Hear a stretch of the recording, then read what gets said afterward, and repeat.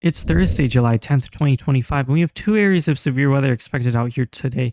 One out here in the southeast, and it also extends all the way up into the northeast. Then another one out here in the central plains, and it also extends all the way up into the U.S.-Canada border. Up here in the northern plains, and it also extends down into the Texas Panhandle. Our two main areas are going to be a slight risk out here in the central plains and a slight risk out here in the Carolinas. Both of our risk areas are going to be fueled mainly by the threat of some strong severe winds. We have a 15% risk out here in the central plains and also a 15% risk of severe winds out here in the Carolinas, and both have a associated 5% risk. And in that 5% risk anywhere, there is the possibility of a couple of isolated storms exceeding 60-mile-an-hour wind gusts. Then our 15% risk in the Carolinas, there's just a high probability of seeing that. Then in the central plains, there's actually a bit of a different story where it looks like there is a higher probability of that, and there is a possibility of seeing some higher wind gusts, possibly in excess of 70 miles an hour. And our hail risk is going to be mostly confined to the central plains and the northern plains, with a little blotch out here, up here in the northeast. Then we have a 50% chance of hail, and in this area up here in northern Nebraska, we could see hail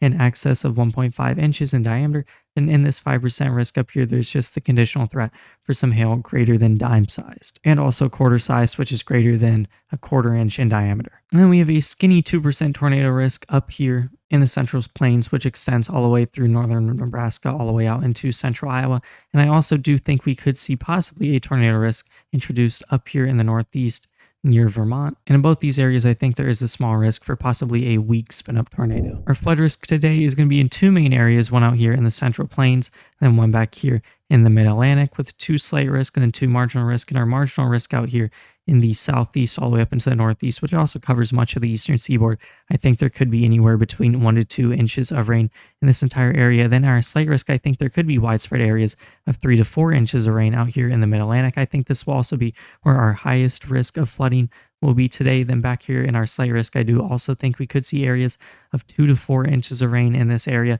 and that would fall mostly in the night hours. And in our marginal risk, just a conditional threat of rain in excess of 1 to 2 inches. Here's a visual representation of our rain up here in our Midwest risk area.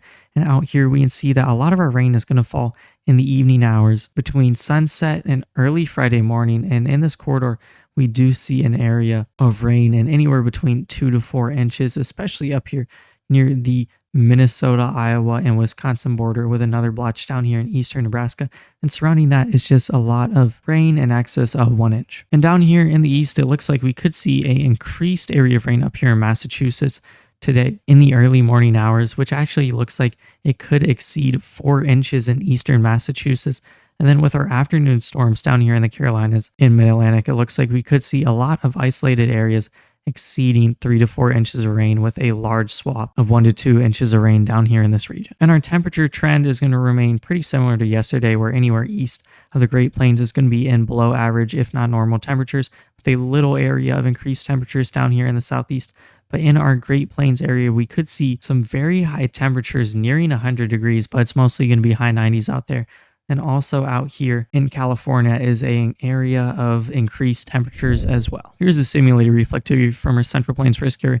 And we can see this storm from yesterday, and it's actually going to leave an outflow boundary right across northern Nebraska, which is going to be pretty instrumental for some of those storms today. And we're actually going to start to see signs of some convection popping off around midday today. And there's also going to be a low pressure system moving through the area, which would be a big cause for some severe weather, including a shortwave also moving through the region. And then just like that, in the early afternoon along our high plains convergence zone, we see our first area of some intense storms out here in eastern Wyoming, which will eventually move into western Kansas and Nebraska. These storms specifically up here are going to be moving into western Nebraska. Then our storms down here in eastern Colorado are going to move into western Kansas. And in their early states, they could possibly bring that threat of all hazards of severe weather. So severe winds, some large hail, possibly nearing 1.5 inches of diameter, and that small spin-up tornado threat. And it looks like we could see some multi-cells actually develop in front of our main cluster around the late afternoon. And in their early stages, when they're more discrete, they also could possibly bring that threat of all hazards of severe weather. But it looks like as we move into the later hours near when our low-level jet kicks in, it looks like this will just mostly become a cluster producing some severe winds. And it looks like as we move off into the evening, it will just become a rainmaker. Now, about these storms down here in eastern Colorado, their threat will mostly just be some strong severe winds, but the winds with these storms could be in excess of 70 miles an hour. And it looks like they'll just move off into western Kansas. And by the time they get there, they'll start weakening as well. Now, the main area to watch in our Midwest risk area is going to be right here along the Minnesota and Iowa border, and also possibly out here in parts of northern Illinois and western Wisconsin, but especially right here along northern Iowa. And what's going to happen is that a cluster of storms initiated by some troughing up in Minnesota is going to come down and crash into some outflow in a low pressure system left behind right on the Minnesota-Iowa border. And when that happens, it looks like there actually could be a risk for all hazards of severe weather, so some hail, severe winds, and possibly even a weak spin-up tornado with that. And that's going to be around the late afternoon hours. And also in front of our low pressure system, we could see some storms producing some severe winds out here in northern Illinois and Wisconsin. And down here in the Carolinas is going to be where our main wind threat is going to be. We can see some storms starting to cluster and get organized around the early to mid-afternoon hours. And it's going to be a very similar pattern to what we have been seeing, where it's just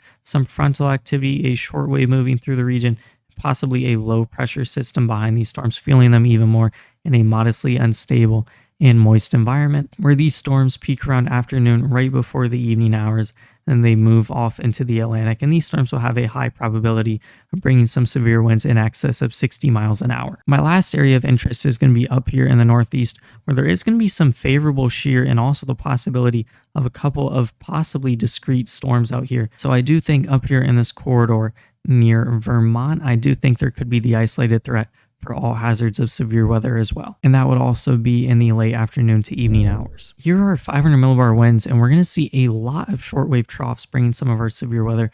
One out here is going to be in Minnesota. That's going to bring some severe weather to our northern Iowa risk area. We also see a shortwave moving through the Northeast, which will bring some severe weather here. We also see another shortwave moving through the Carolinas, which will help to cause some of those storms down there. And then our main area of risk out here in the Central Plains will also have a shortwave moving through the area. And we have a large-scale trough moving through the northern U.S., which will bring just that conditional threat to the northern plains. And we also have a high-pressure system bringing some more organizing shear to our storms down here in eastern Colorado and Kansas, and also squeezing some of that air. So bringing some more large-scale forcing for these storms out here in the Central Plains. Here is a weather sounding from our Central Plains risk area. Our photograph doesn't really look too special. Our shear and helicity doesn't look super special, and neither does our bulk shear. But near the outflow boundary, I think these ingredients would be more favorable. We also see some weak wind veering, which could help with storm organization. We see quite a bit of cape up here near our freezing level, and then we see decent mid-level lapse rates at around 8.9 Celsius decrease per kilometer, which is actually going to be quite good, which is going to be that reason for that hail threat in excess of 1.5 inches. We see some dry air loft, which could support some severe winds. We also see a moist environment at a 67 dew point, coupled with a very unstable environment at 4,200 joules per kilogram of cape. So that's going to be very favorable for some severe storms. Our precipitable water is going to be 1.32 inches, and that's going to be coupled with a downdraft cape of 1,400. Then our relative humidity is going to be nearing 50%, if not below it, which would also support that threat for severe winds. So out here in the Central Plains, I think the main threat will be some large hail and severe winds, with the possibility of a couple of tornadoes along that outflow boundary. Here's a look from a little bit more south in our eastern Colorado and western Kansas risk area. Our photograph does have a bit more curving, and our shear is going to be a bit more favorable, but this storm is going to be mostly linear, and our lowest cloud level is going to be quite high, which will pretty much nullify that tornado threat entirely. But it could mean we could have some more organized storms, because our bulk shear is going to be nearing 35 knots, and we have some decent wind veering in the area. Our hail threat is also going to be pretty much zero with these storms, as our freezing level is going to be quite high. We're going to have basically no cape near our freezing layer. So although our mid-level lapse rates are going to be quite conducive at 8.5 Celsius decrease per kilometer, and there is a threat of organized storms, because they're going to be linear, and because of the other things I just mentioned, that threat's going to be not super well. Our moisture isn't going to be super great, but our convective allowing models are predicting that it won't really be that much of an issue out here. And our instability is going to be above that 1,000 joules per kilogram threshold, so definitely enough for some severe storms. Now, the main thing is going to be our downdraft cape out here is 1,800, and our relative humidity is anywhere between 20% and 50%, and our precipitable water is going to be 1.2. So a lot more conducive stuff for some strong severe winds, possibly in excess of 70 miles an hour down here in eastern Colorado and western Kansas. This is what I think is the most interesting weather sounding of the day. From our northern Iowa risk area, we do see some curving and our photograph in a nice extension. And our shear is going to be conducive of some organized storms and possibly a tornado threat. Then our lowest cloud level would be low enough to support possibly spin up tornado. And then this is going to be coupled with some wind veering. So definitely some organized storms out here I see happening. Then we also have a decent bit of cape up here near our freezing layer. Then our mid-level rapids are going to be nearing 8 Celsius decreasing per kilometer. So definitely a threat of some hail associated with these storms out here in northern Iowa. We also have a very moist environment with a 73 dew point coupled with a cape nearing 4,300. So very conducive for some severe storms. Our precipitable water is going to be 1.65 coupled with a downdraft cape nearing 1,400 and a 3 cape above 50. So out here in northern Iowa, I do think all hazards of severe weather are going to be in play. Here's a weather sounding from the southeast, and there's not really much to talk about here other than our shear isn't going to be super well, but the main thing is that it's going to be a moist environment